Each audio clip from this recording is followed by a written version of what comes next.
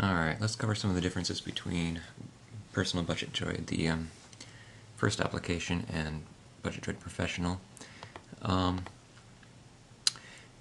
You'll notice a few things right off the bat. For example, there are these two buttons up here at the top, Details and Chart.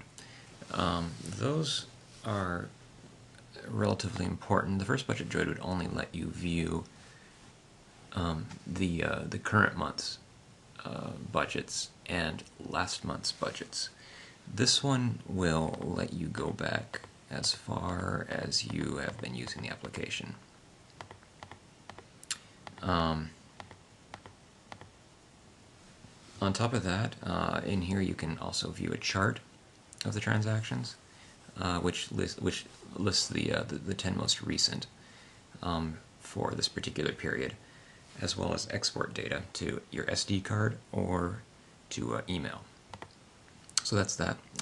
If you click on the chart, you'll also get a view of your current budget standing.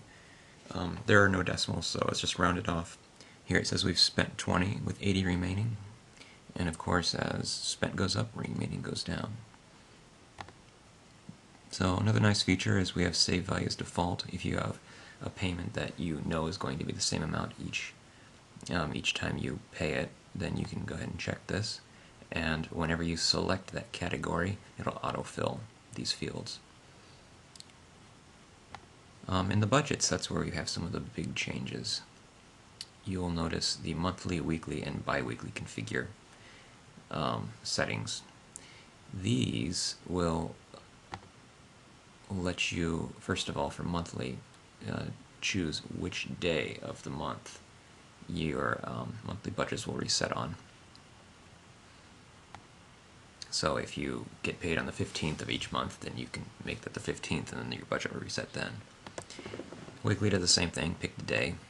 By default it's Sunday.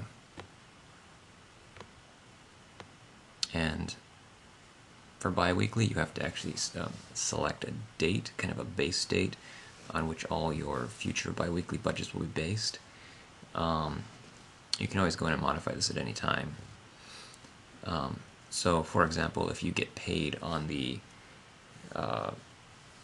second and fourth Fridays of each month, you might want to go ahead and select the date of one of those Fridays as the base date, or I guess of one of the more recent Fridays as the base date, and then it'll just count up 14 days after that.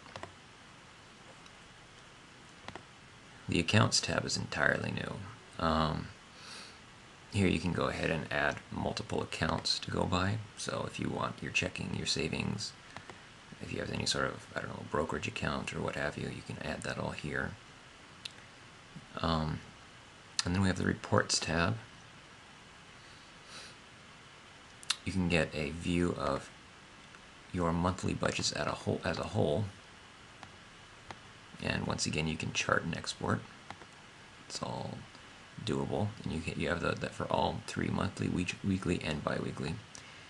For accounts, you can chart your accounts and you can export your accounts.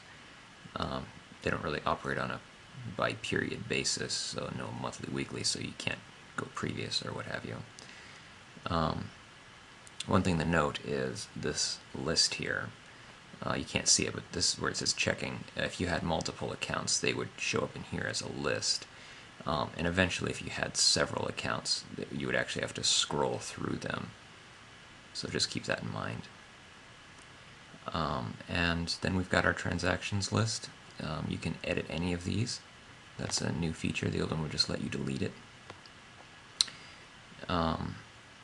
You can filter by a number of options. And there are a few other things too. I'll go into those in some other video, such as you can set passwords. But we'll leave that there for this video.